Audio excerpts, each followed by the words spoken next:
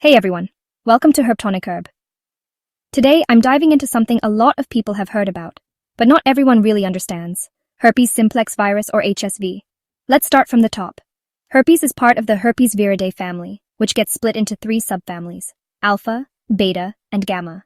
The important ones for us today, HSV-1, HSV-2, and varicella zoster, are all in the alpha group. Now, HSV-1 usually causes infections above the waist like cold sores, while HSV-2 tends to show up below the waist, meaning genital herpes. These viruses only infect humans and spread through close personal contact. Think kissing or sexual contact. On a microscopic level, herpes is a pretty big virus. It's packed with double-stranded DNA, sits in a protective capsule, has a tegument layer, and is wrapped in a lipid envelope with glycoproteins. Those glycoproteins? They help the virus latch onto and invade our cells. So, how does herpes actually spread? It enters through broken skin or mucous membranes. Once inside, it causes those classic fluid-filled blisters, vesicles, that burst and leave ulcers. But here's the twist. Even after those sores heal, the virus isn't really gone. It hides out in nerve ganglia and can reactivate later, sometimes years later. Let's look at HSV-1 first. This one's common in kids and causes gingivostomatitis, tiny blisters in the mouth that look kind of like dewdrops on a rose petal.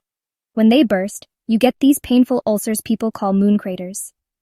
After the initial infection, HSV-1 goes dormant in the trigeminal ganglia, right near the face.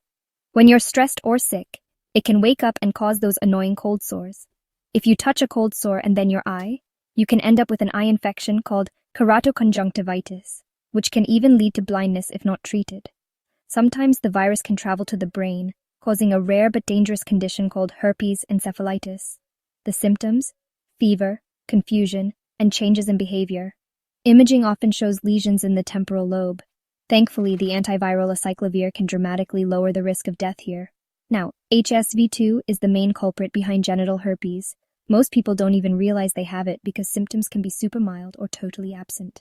But when symptoms do hit, they show up as painful ulcers, fever, and body aches.